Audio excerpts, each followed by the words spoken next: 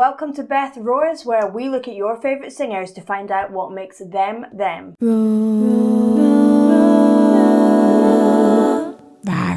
Before we start, you can find me on Facebook, Twitter and Instagram. My handle is @BethRoars. Also, please do check out my website, bethroars.com, where you can book a singing lesson from me. And last but not least, do check out my Patreon, which is patreon.com/BethRoars, where you can find more exclusive content and guarantee that your request definitely happens.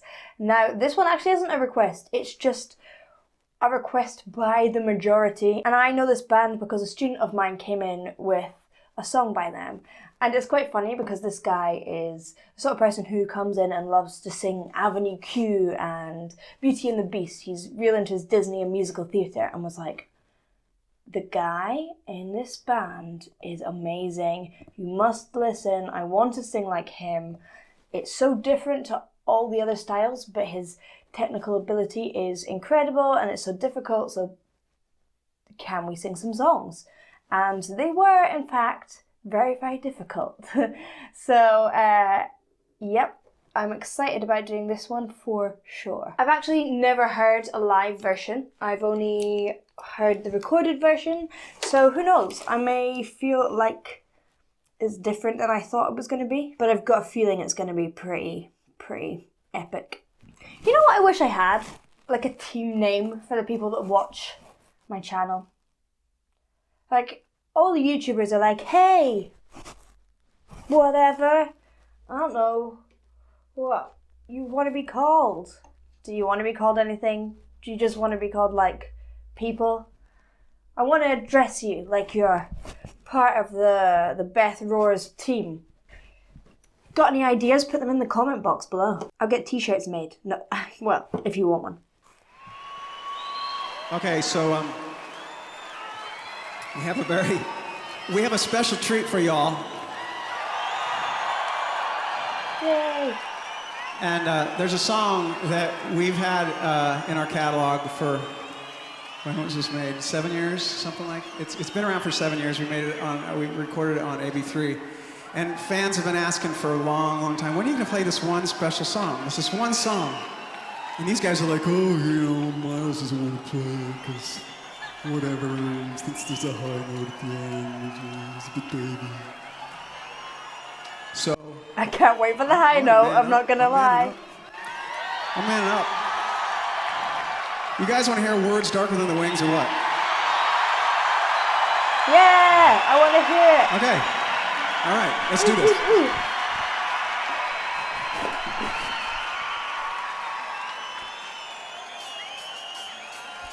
Wow, that stadium looks so cool. Imagine playing in a stadium like that. Hashtag life goals. Hashtag. Very cool.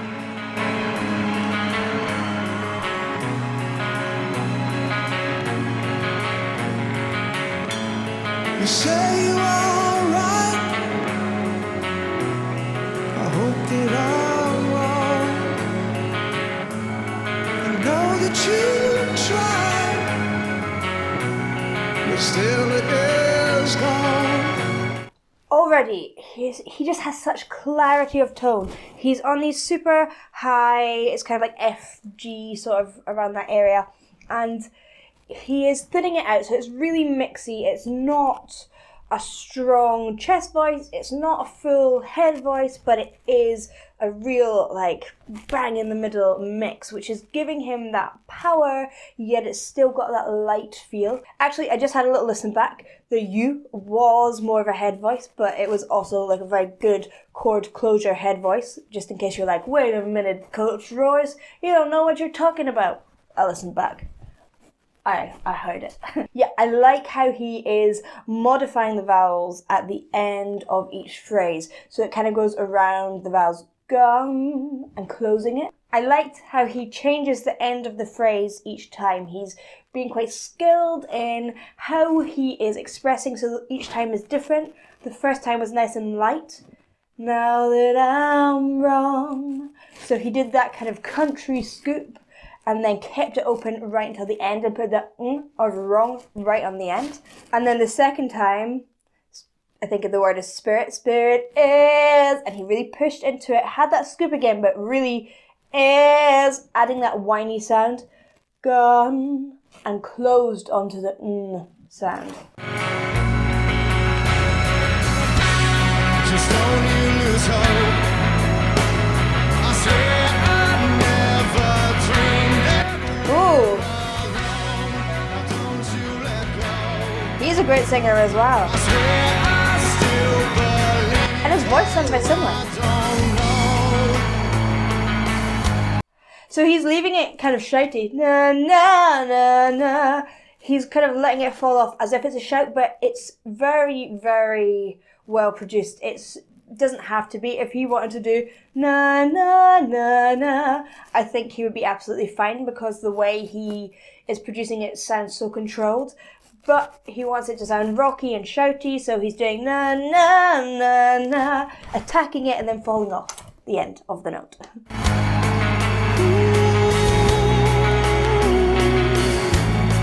Nice.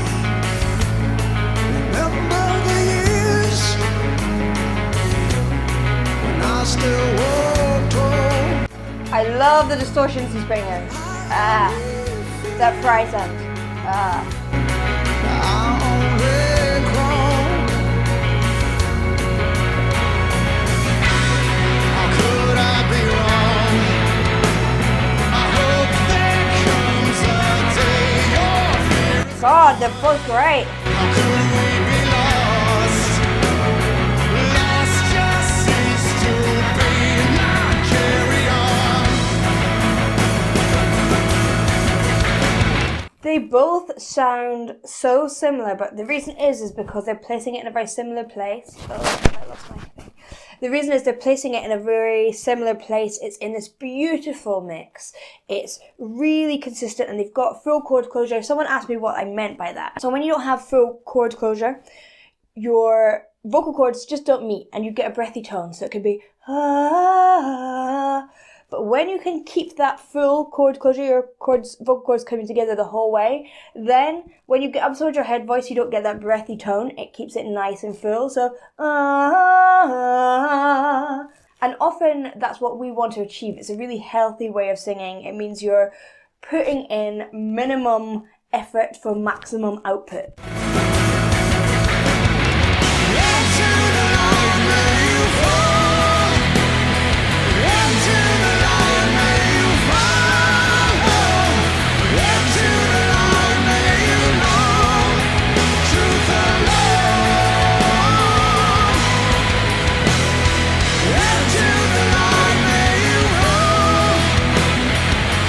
What a lot of these like rock singers do is it is all about the perfect mix, and their voice naturally sits in that place. I have to say, not many people's voice naturally has that mix.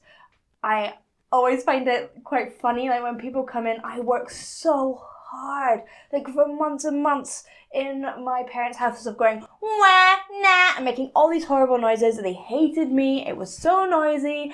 But it took me months and months and months, and then every now and again I get a student come in and they're like, oh yeah, I just always sung with full chord closure, and I'm like, oh, wow, that cuts out. I mean, obviously it's brilliant because it cuts out like months and months of training, but God, I'm jealous because that was a large swathe of my life. But I got a feeling that where I think it's Miles, where he sits, is he kind of naturally does it, but you can also train to do that. So he's quite thin vocal folds. You can see he's not putting any effort in. It's that thing that I talked about, minimum input for maximum output, and these notes are just massive and high and strong. And then the other guy, I'm sorry, I don't know his name, he's doing a very similar thing. He's just got the slightly lower harmony, but they both are.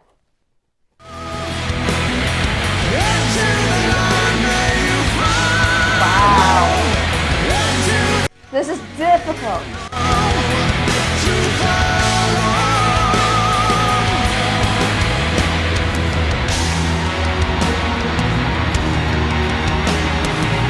And he's saying the high note is at the end. These are high notes.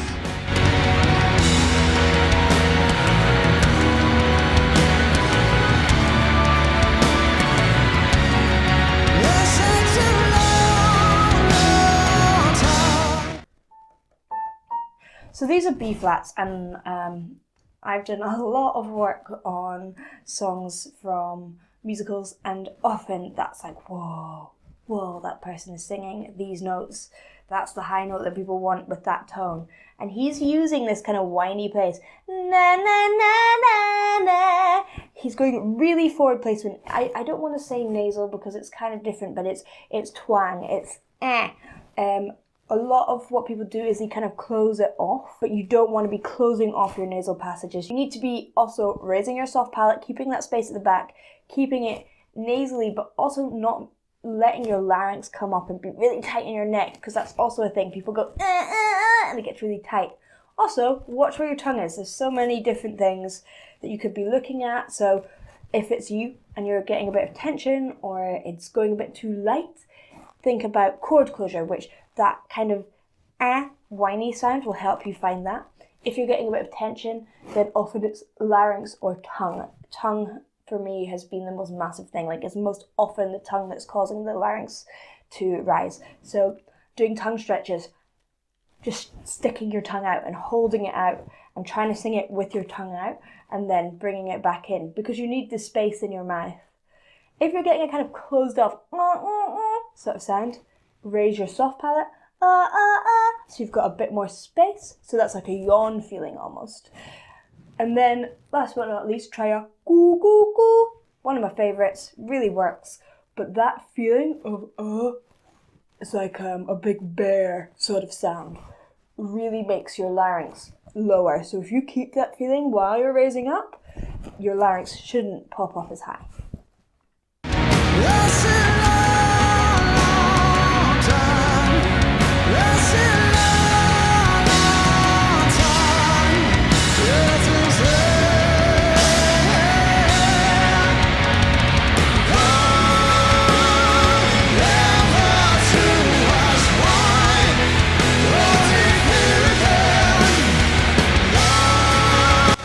Lovely harmonies. In thirds, we'll talk about that.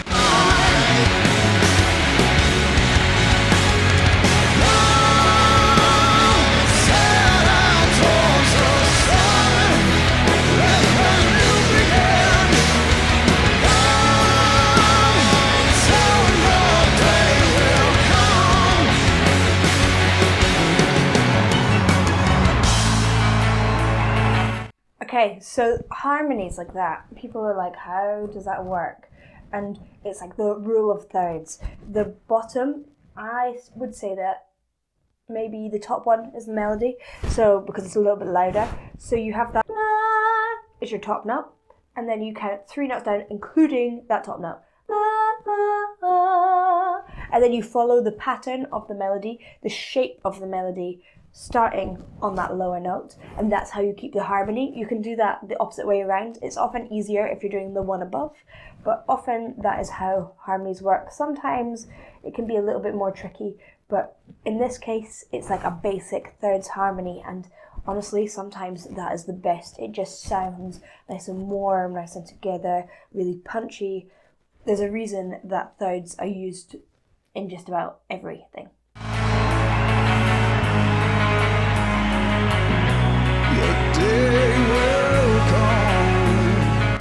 Nice and low and warm. The strings.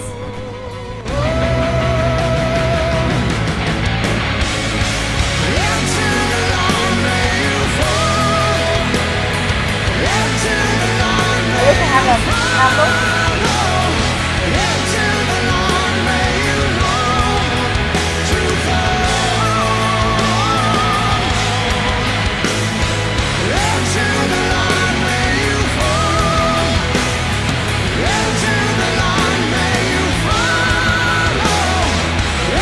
Easy for him.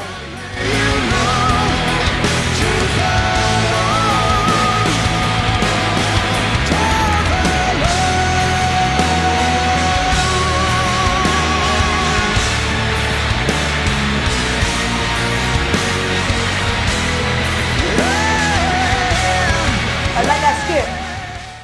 So he's like, where? And that's often how I get my students into that place, actually doing a woo, where, that sort of sound. So he's actually literally using that where with that scoop and using the W to get him into that place.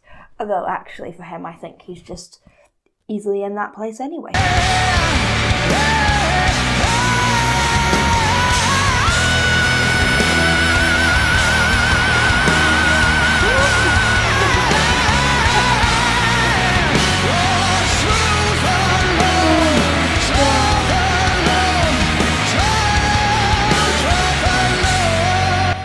That was beautiful. Absolutely beautiful.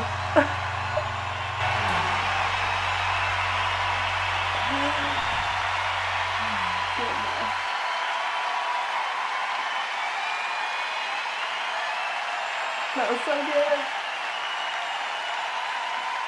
Because we've got 22 seconds of people clapping and I understand why. Wow. Wow.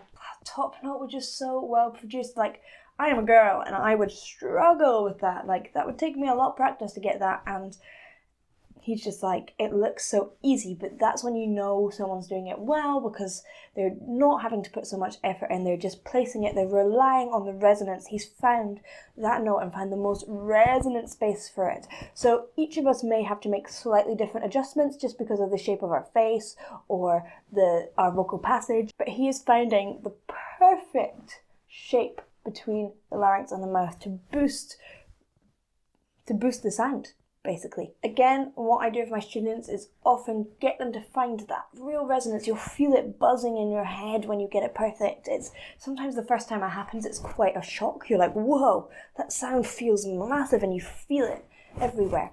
But I often get them to do it on wahs and nahs and really open sounds. And to be fair, to get that sound, you kind of have to have a really open vowel. Sometimes you need to direct it a bit narrower than you think, rather than wah out here, wah longer. Once you find it on a horrible sound, then you can kind of morph it into a warmer vowel sound. Thank you for watching. I hope you enjoyed. I certainly did. I loved this song. If you liked, please do like and subscribe, and I'll see you in the next one.